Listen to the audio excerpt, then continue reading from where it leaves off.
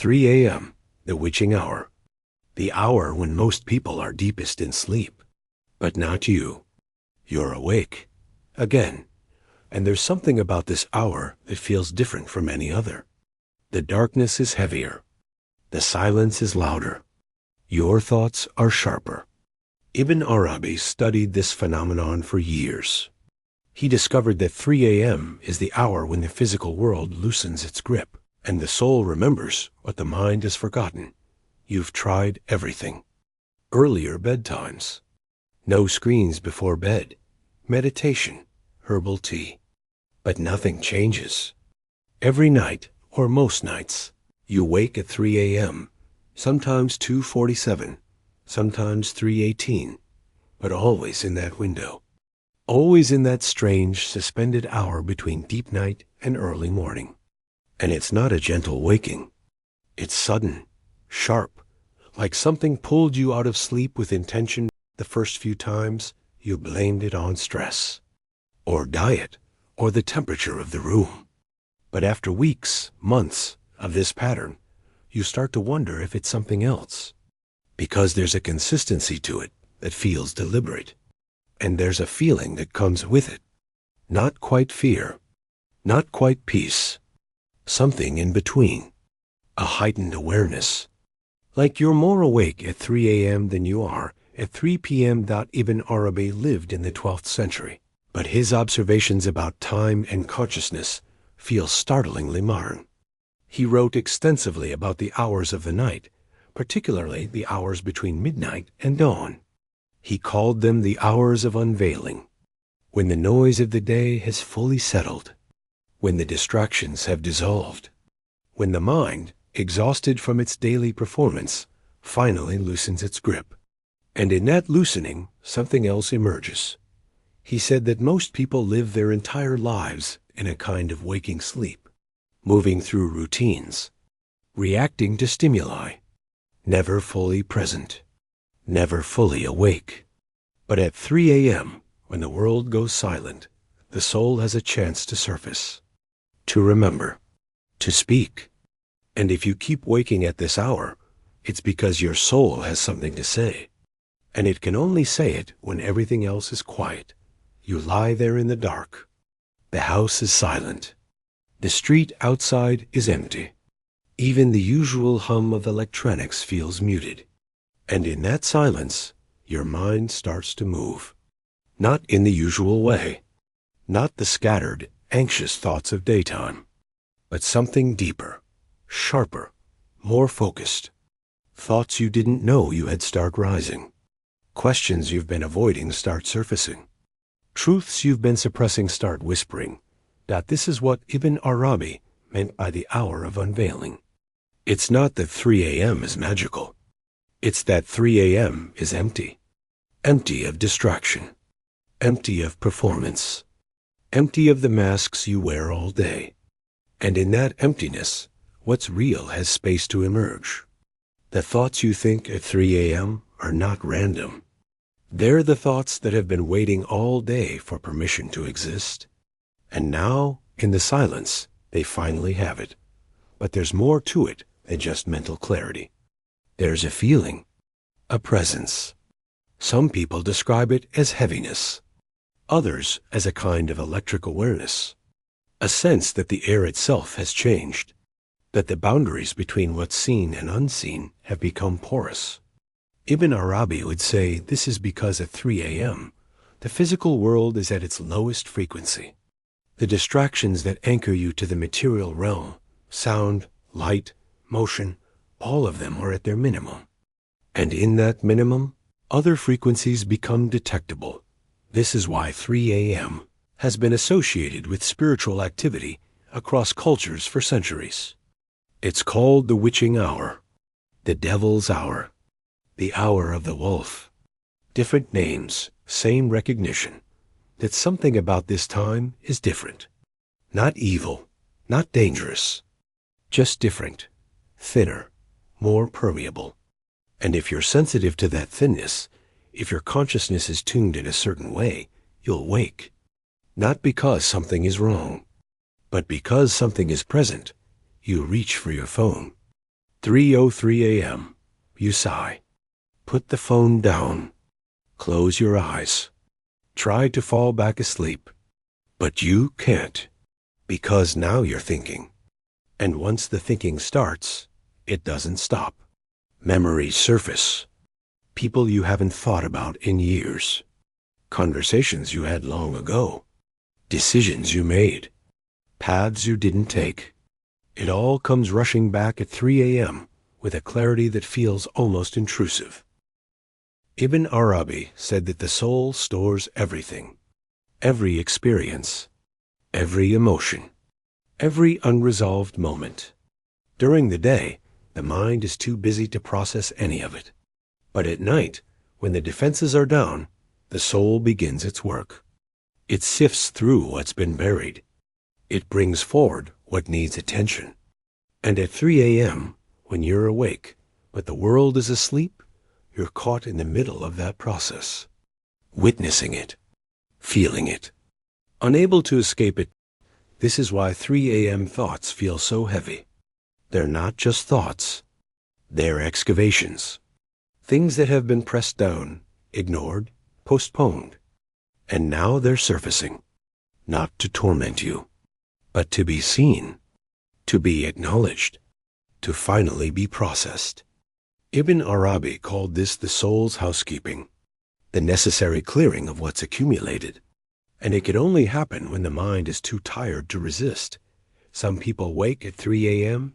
and feel regret. Old mistakes replaying on loop. Words they wish they'd said. Choices they wish they'd made differently. Others feel longing for people they've lost, for versions of themselves they left behind, for dreams they abandoned. And some feel nothing specific at all. Just a vague, undefined heaviness. A sense that something is incomplete.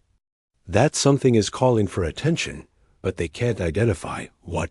Ibn Arabi would tell you that all of these feelings are valid. That they're not signs of weakness or instability. They're signs of a soul that's still alive. Still processing. Still seeking resolution. The people who never wake at 3 a.m., who sleep soundly through every night, they're not necessarily healthier. They might just be more disconnected, more numb, more skilled at suppressing what needs to surface. You get up, walk to the kitchen, pour water, stand by the window. The world outside is still, dark, almost unreal, and you feel like the only person awake in the entire city. There's a strange comfort in that. A kind of solitude that doesn't feel lonely. It feels sacred. Like you've been granted access to a version of the world that most people never see. The world without performance. Without noise. Without pretense. This is what Ibn Arabi loved about the night. He said that daytime is the realm of the ego. Everyone is awake. Everyone is watching. Everyone is performing their role. But nighttime, especially the deep hours like 3 a.m., that's the realm of the soul. No one is watching. No one expects anything from you. You can be exactly who you are, without filter, without apology. And that raw, undefended self is what wakes you. Because it needs space to exist. And it can only find that space when everything else has gone quiet. But here's where it gets more interesting. Some people don't just wake at 3 a.m. occasionally. They wake at 3 a.m. consistently. For weeks, months, even years. And when that happens, Ibn Arabi would say you're not just processing the past. You're being prepared for something. That the repeated waking is not a problem to fix. It's a training. A recalibration. Your consciousness is being tuned to a different frequency. And 3 a.m. is the practice ground. He described it as the soul learning to operate independently of the body. During the day, your consciousness is fused with your physical experience. You are your body. Your thoughts, your emotions, your identity, all of it feels tied to the material. But at 3 a.m., that fusion weakens. You're awake, but your body wants to sleep.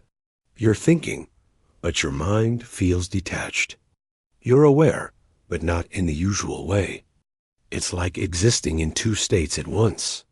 And if you can sit with that discomfort, if you can resist the urge to distract yourself or force yourself back to sleep, something shifts. You start to notice things you wouldn't notice otherwise. The quality of silence, the weight of darkness, the way your breath sounds in an empty room, the flicker of thoughts that aren't quite yours.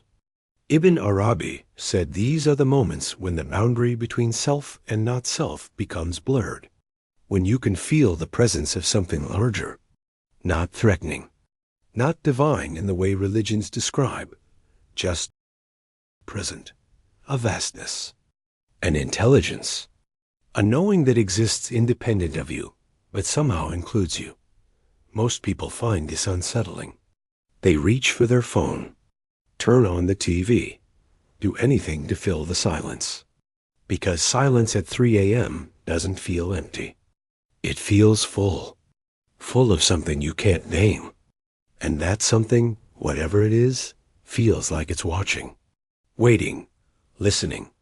Ibn Arabi said this is the presence of the unseen, the part of reality that's always there but rarely noticed. And 3 a.m. is when it becomes most noticeable, not because it arrives at 3 a.m., but because everything else has finally stepped aside. You lie back down, eyes open, staring at the ceiling, and you realize something. You're not afraid. You're not anxious. You're just awake, fully, completely awake, more awake than you've been all day.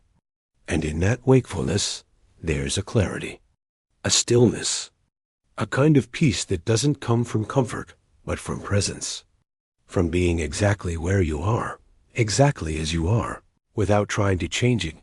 Ibn Arabi called this the gift of the night, that the soul doesn't need fixing. It needs space. And 3 a.m., for all its strangeness, all its discomfort, is that space. It's the hour when you're not required to be anyone, not required to do anything, not required to make sense. You can just exist, raw, unfiltered, undefended, and in that existence, something true emerges. Something that's been buried under layers of daily life. Something that's been waiting for this exact moment to finally breathe. Some people wake at 3 a.m. and receive answers to questions they've been asking for years. Not in words, not in visions, just in knowing. A sudden clarity about a decision, a relationship, a direction. Others don't receive answers. They just receive presence, the feeling that they're not alone. That something is walking with them, watching over them, holding them even when everything feels uncertain. And then there are those who wake at 3 a.m. and feel nothing specific at all. Just the act of waking, the pattern, the ritual. And Ibn Arabi would say that's enough. That the waking itself is the message. That you're being asked to pay attention. Not to solve anything. Not to figure anything out. Just to notice. To witness. To be present in the 1 hour when presence is purest. The alarm will go off in a few hours. The day will begin. The noise will return. The distractions will flood back in. And this moment, this strange suspended hour at 3 a.m. will fade into memory. But something about it will linger. A residue. A reminder that there's more to you than what the day reveals. That beneath the routines and roles and performances, there's a self that only emerges in the silence. A self that doesn't need the world's approval. Doesn't need validation. Doesn't need answers. It just needs space. And 3 a.m. is that space. Ibn Arabi spent years waking in the night, writing, reflecting, listening. He said that some of his deepest insights came not from study or meditation, but from simply being awake when the world was asleep. From sitting in that liminal space between dreaming and waking, between knowing and not knowing. between self and something larger. He called it the hour of the heart, when the heart, freed from the demands of the day, finally speaks its truth. So if you keep waking at 3 a.m., maybe it's not a problem. Maybe it's an invitation to sit with yourself in a way you never do during the day, to listen to thoughts you've been avoiding, to feel emotions you've been suppressing, to exist without distraction, without escape, without pretense. It's uncomfortable, yes, but discomfort is often where truth lives. And 3 a.m. is the hour when truth has permission to surface. You don't have to do anything with it. You don't have to journal or meditate or seek meaning. You can just lie there, awake, aware, witnessing, and know that this hour, this strange, heavy, sacred hour, is doing something to you, changing you, preparing you for what you might not know yet, but the soul knows. And at 3 a.m., the soul is finally awake enough to begin the work.